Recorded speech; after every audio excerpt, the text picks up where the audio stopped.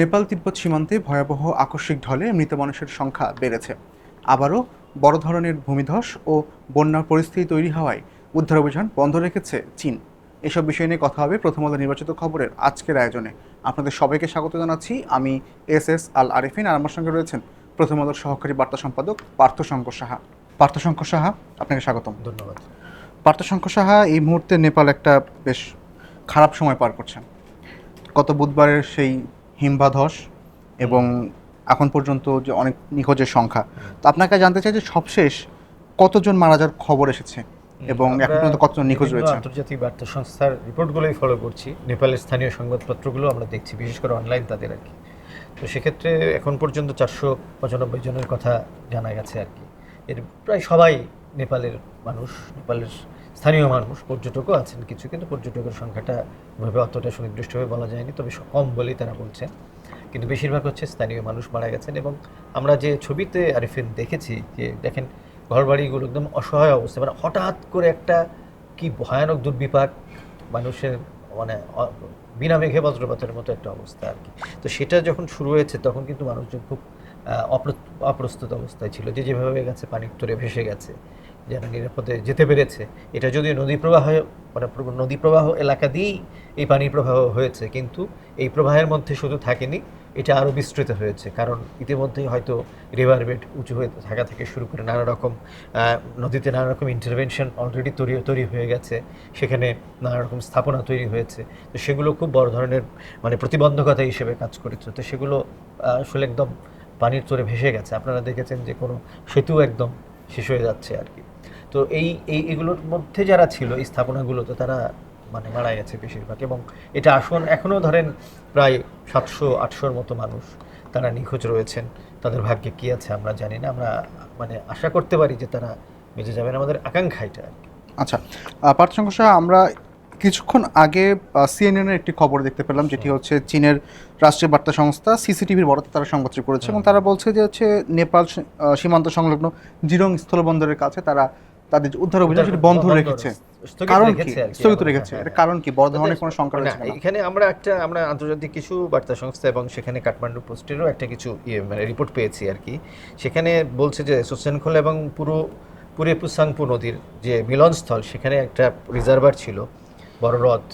তো সেটা ভেঙে গেছে, এবং সেটা ভেঙে যাওয়ার পরে এই যে ভোটেকোশি নদী, যেটা দিয়ে কিনা এবারের এই পুরো মানে প্রবাহটা হয়েছে, ভয়ানক প্রবাহটা হয়েছে আর কি, সেটার আবার নতুন করে একটা আশঙ্কা দেখা দিয়েছে। সেজন্যই তারা উদ্ধার কাজ, মানে ওটা তো উজানে আছে, সেটা তারা আপাতত বন্ধ করেছে। এবং নেপালের সেনাবাহিনীর সূত্র তারা ব্যবহার করেছে, তারা জানিয়েছে যে হ্যাঁ, হ্রদটির যে পাড় সেটা ভেঙে গেছে এবং পানির প্রবাহ শুরু হয়েছে। তো এর আগেই কিন্তু চীনা কর্তৃপক্ষ সতর্ক করে দিয়েছিল যে এই যে দুটো নদীর যে মানে মিলনস্থল যেটা আর কি, সেই জায়গাটা এই ধরনের একটা সমস্যা হতে পারে, এটা কিন্তু চীন আগে থেকেই জানিয়ে দিয়েছিল। তো তারই একটা মানে প্রতিফলন আমরা দেখতে পাচ্ছি। আর নেপালের যে এটাকে মানে আমরা যতটুকু জেনেছি, তাদের যে ডিজাস্টার ম্যানেজমেন্ট যে কর্তৃপক্ষ আছে, তারাও কিন্তু একটা কথা বলেছে যে ভটিকোশি নদী, তার উচ্চতা কিন্তু বৃদ্ধি পেয়েছে। তো এখন এই হ্রদটি ভেঙে যাওয়ার পর আমি নেপালের, আপনি জানেন গতবার দুজনের সঙ্গে আমার কথা হয়েছিল, একজন পানি বিশেষজ্ঞ এবং একজন হিমবাহ বিশেষজ্ঞ নেপালের তারা। তো তারা এখনও বলছেন যে তারা এক্স্যাক্ট অ্যান্সারটা এখনও, কারণ তারা তো একটা গবেষণা প্রতিষ্ঠানে কাজ করেন, সিমটের দুজন বিজ্ঞানী। তো তারা আসলে সুনির্দিষ্টভাবে বলতে চাননি বা বলতে পারেননি। তারা বলছেন যে এখনও পরিস্থিতি বিশ্লেষণ করা হচ্ছে, এবং এই যে পানির প্রবাহ যদি আদৌ আসে, তাহলে সেটার প্রভাবটা কী হবে সেটা আসলে এখনও নিরূপণ করা যাচ্ছে না। আচ্ছা, পার্থশঙ্কর সাহেব, এই আপনি তো দীর্ঘদিন ধরে আসলে এই ধরনের প্রাণ প্রকৃতি এবং জলবায়ু বিষয়ে রিপোর্টিং করছেন, তো আপনাকে জানতে চাই যে এই ধরনের দুর্যোগগুলোর ক্ষেত্রে কি আগাম সতর্কতা জানানো সম্ভব কিনা? আমরা যে দুজনের সঙ্গে গতকাল কথা বলেছিলাম, যার একজনের সাক্ষাৎকার আমরা ছাপিয়েছি, আপনারা জানেন যে গতকালই উনি হচ্ছেন ইসিমন্ডের পানি বিশেষজ্ঞ, নীরা শ্রেষ্ঠা প্রধান। আর একজনের সঙ্গে আমরা কথা বলেছি, তিনিও ইসিমন্ডেই কাজ করেন, উনি আবার হিমবাহ বিশেষজ্ঞ, তার নাম সুনিভি মাস্কে।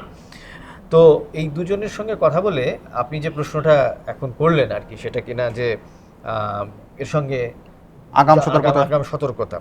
তো আগাম সতর্কতা নেওয়া চেষ্টার সঙ্গে কথা বলি তো জলবায়ুর এই ধরনের মানে বিপর্যয়ের ক্ষেত্রে এটা কিছুটা আসলে ভূমিকম্পের মতো। এটাকে আপনি কখনো করতে পারবেন না, বেশিরভাগ ক্ষেত্রে করতে পারবেন না। তবে একেবারে মানে ইমিডিয়েট ধরেন এই দিনে ঘটনাটা ঘটবে, আমরা যেমন ধরেন কি বলে ঘূর্ণিঝড়ের ক্ষেত্রে এটা বলতে পারি। ঘূর্ণিঝড়ের কিন্তু আগাম এই ধরনের থাকে, সিগন্যাল থাকে, সাগরে এই ধরনের ঘূর্ণিঝড় তৈরি হওয়ার একদম স্পষ্ট জিনিস থাকে। একটু টাইমের হয়তো হেরফের হতে পারে, কিন্তু বেশিরভাগ ক্ষেত্রে থাকে। বন্যার এরকম দেয়া যায়, বৃষ্টিপাতের দেয়া যায়, কিন্তু এই যে হঠাৎ মানে হিমবাহের মানে পতন এবং সেখান থেকে ঢল, বন্যা, হঠাৎ বন্যা হওয়ার পামান যেটা আর কি, সেটাকে তারা সুনির্দিষ্টভাবে দিতে পারেন না বললে পুরোটা বলা হয় না। এখানে হচ্ছে যে নেপালের যে এইরকম একটা পরিস্থিতি হতে পারে তার কিন্তু কিছু কিছু সতর্কবার্তা, আমি কিন্তু বলছি না যে এবারেরটা হতে পারে এরকম, বলছি যে এই ধরনের ঘটনা ঘটতে পারে বা এই ধরনের ঘটনার ফ্রিকোয়েন্সি বাড়তে পারে, তা কিন্তু বেশ কিছুদিন আগে থেকেই বলা হয়েছিল। এবং শুধু এবার না, ধরেন আমি যদি একটু আপনাকে করতে দিতে চাই, এ নিয়ে আমরা গতকাল একটা প্রতিবেদন করেছি যে আসলে 2022 সালে, তারপরে 16 সালে এরকম কিন্তু হিমবাহ হ্রদ বিস্ফোরণ জনিত কারণে বা হিমবাহের সামনের অংশ বিধ্বস্ত হওয়ার কারণে এ ধরনের ঘটনা কিন্তু ঘটেছে। তো তখনও কিন্তু বলা হয়েছিল যে এগুলোর ফ্রিকোয়েন্সি বাড়তে পারে। তো এটাই হচ্ছে বিষয় যে আপনি যখন এই ধরনের ঘটনা ঘটে সেই দূর তার বরফের পতন হচ্ছে, তার বরফ সংগ্রহের মানে বরফের আধার যে জায়গাটাতে সেটা নষ্ট হচ্ছে ধীরে ধীরে, এটা হয়তো পরিবর্তনটা দেখা যায়, কিন্তু হঠাৎ করে এটা কোনো কিছু ঘটাবে এটা বলাটা মুশকিল। সেটা বলা যদি আসলে মুশকিলই হয়ে থাকে, তাহলে সেক্ষেত্রে নেপাল সরকারের কোনো আগাম প্রস্তুতি কি ছিল না? না, আগাম প্রস্তুতি ধরেন নেপাল তো এই ধরনের দুর্যোগ যে এবার নতুন হয়েছে ব্যাপারটা তো তা না, আগেও হয়েছে। কিন্তু আমি যেটা বলছি যে হ্যাঁ, এই ডিজাস্টার ম্যানেজমেন্টটা নিয়ে আমি এই যে দুজন গবেষক তাদের সঙ্গে কথা বললাম, তারা বলছে যে নদী পার্শ্ববর্তী এলাকায় তারা কিছু কিছু ক্ষেত্রে তারা কিছু ডিভাইস বসিয়েছে যেগুলো থেকে তারা প্রবাহ ইত্যাদি পায় আর কি, ডেটা কালেক্ট করে। তো সেই জিনিসগুলো তারা বলে। কিন্তু একটা বিষয় আমার কাছে মনে হয়েছে যে এখনো পর্যন্ত তাদের দুর্যোগ ব্যবস্থাপনার যে মানে কৌশলগুলো, সেটা আমি মানে কেউ কেউ আমাকে হয়তো নামে বলেননি, কিন্তু এমনিতে বলেছেন যে দুর্যোগ ব্যবস্থাপনার যে কৌশলগুলো সেগুলো এখনো পর্যন্ত অত বেশি মানে আধুনিক হতে পারেনি, অত বেশি সমসাময়িক হতে পারেনি। তো সেটার একটা খামতি আছে আসলে, এটা বলা যায়। আচ্ছা, পার্থশঙ্কর সাহা, এই যে প্রায় 2000 লোক, প্রায় 1400 লোক নিখোঁজ, আরও প্রায় 400-500 লোকের মৃতদেহ উদ্ধার, তো এই সব কিছু কি আমরা বলছিলাম যে নেপাল একটা দ্রুত বর্ধনশীল বা নগরায়নের দিকে গেছে, তারই কি একটা মাসুল দিতে হচ্ছে? না, একটা নগরায়ন তো ধরেন নগরায়ন তো হচ্ছে, সেখানে ধরেন নগরায়ন হতে গেলে যে জিনিসগুলো হয়, প্রাকৃতিক কিছু বিনাশের ঘটনা ঘটে, সেটা তো অবশ্যই আছে। এবং এখানে শুধু একটা কারণকে বললে পুরো বিষয়টা বোঝা যাবে না। ধরেন আমরা গতকাল যখন কথাগুলো বলেছি, তারা বলছেন যে এই হিমবাহকে মানে মূল কারণটার কথা যখন বলছেন, সেখানে বলা হচ্ছে যে এই যে হিমালয়ের পুরো হিমালয় অঞ্চলে যে একটা ঝুঁকি তৈরি হয়েছে, সেটা হিমবাহ হয়ে যাওয়া, বৈশ্বিক উষ্ণায়নের ফলে দিনকে দিন পানির প্রবাহ বৃদ্ধি পাওয়া, সেগুলো গলে যাওয়া এবং তারপরে পানির প্রবাহ বৃদ্ধি পাওয়া, সেগুলো একটা বড় ধরনের হুমকি ছিল। কিন্তু এই যে হুমকিগুলো, সেটা রোধ করার জন্য তো এখন একটা সরকারের পক্ষে কোনো কিছু করা সম্ভব না, কারণ তার দুটো পাশে যে দেশ আছে, বড় বড় দুটো দেশ আছে, ভারত এবং চীন।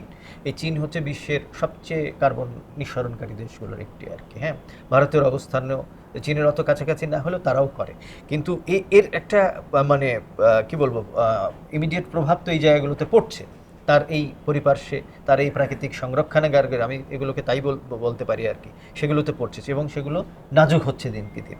এখন নেপালের মতো এইরকম একটা দেশের, ছোট অর্থনীতির দেশের মানুষের বা সরকারের পক্ষে আসলে কতটুকু করা সম্ভব?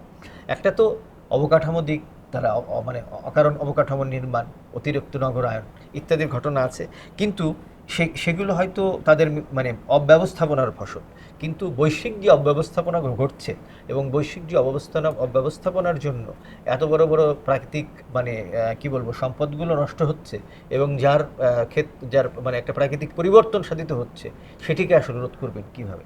এটা তো একটা খুব বড় ধরনের প্রশ্ন। পার্থসংঘ সাহা, নেপালের এই ঘটনার পরে দেশের মানুষের মধ্যে একরকম একটা আতঙ্ক কাজ করছে, অনেক জায়গায় অনেক রকম লেখালেখি হচ্ছে। বাংলাদেশে কি এর কোনো প্রভাব আসতে পারে? বাংলাদেশে নদী প্রবাহ দিয়ে আসলে এই ধরনের মানে বড় ধরনের প্রভাব আসবে বলে আমাকে নদী বিশেষজ্ঞরা ওইরকম করে কোনো কিছু বলেননি। মানে এইভাবে হওয়াটা হয়তোবা মানে এটা ঠিক। বাংলাদেশের ধরেন আমরা তো হিমালয় থেকে অনেক দূরে থাকা, ওটা হিমালয়ের কোলে থাকা একটা দেশ, তার যে প্রভাবগুলো পড়ছে এইটা বাংলাদেশের জন্য অতটা প্রভাব হয়তো নাও হতে পারে। অন্ততপক্ষে মানে পানি বিশেষজ্ঞের সঙ্গে কিছু কথা আমরা বলেছি, তারা তো এই ধরনের কোনো কিছু বলছেন না আপাতত। ধন্যবাদ পার্থসংঘ সাহা আজকে আমাদেরকে সময় দেওয়ার জন্য। ধন্যবাদ। দর্শক, আমরা তখন কথা বলছিলাম নেপালের সর্বশেষ পরিস্থিতি নিয়ে। আমরা আপনাদের সামনে আবারও হাজির হব নতুন কোনো বিষয়ে কথা বলতে। সে পর্যন্ত ভালো থাকুন, সুস্থ থাকুন আর প্রথম আলোর সঙ্গে থাকুন।